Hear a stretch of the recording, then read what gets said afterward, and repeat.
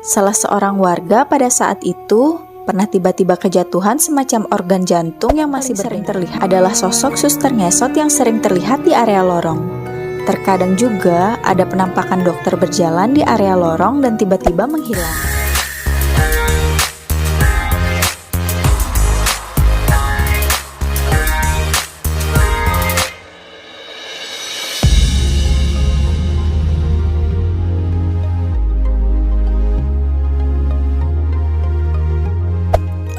Hai guys, selamat datang di channel My Story.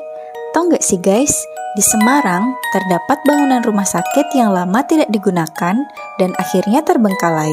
Rumah sakit militer di Jatinanggleh adalah rumah sakit cabang khusus untuk komplek militer di Jatinanggleh, di mana rumah sakit militer pusat di Semarang pada masa itu terletak di Bojongweng dan sekarang menjadi Jalan Pemuda dan beroperasi dari era abad 19 sampai tahun 1920.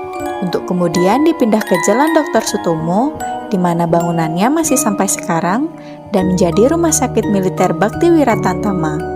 Bangunan ini dikenal masyarakat sekitar sebagai bangunan asrama KBPT dan terletak di depan Komplek Yon Arhanuts 15, Batalion Artileri Pertahanan Utara Sedang 15, Jatinanggleh, Semarang.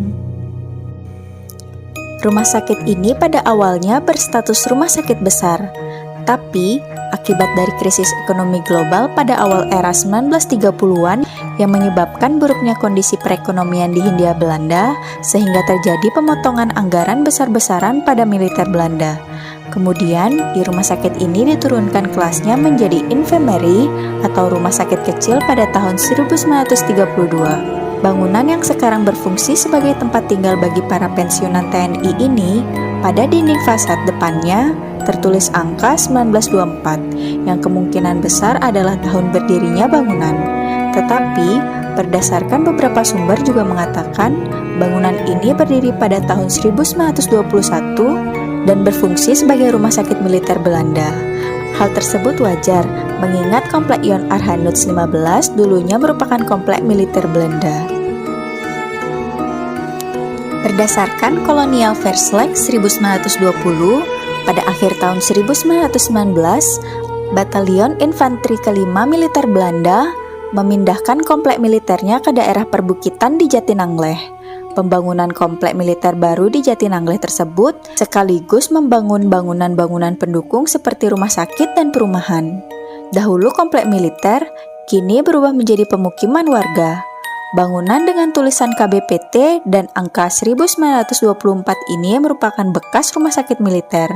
Di tempat ini masih terlihat jelas bekas bangunan rumah sakit, lorong-lorong, dan beberapa gedung tua yang dulunya digunakan sebagai ruang inap atau bangsal, dapur umum, dan sebagainya.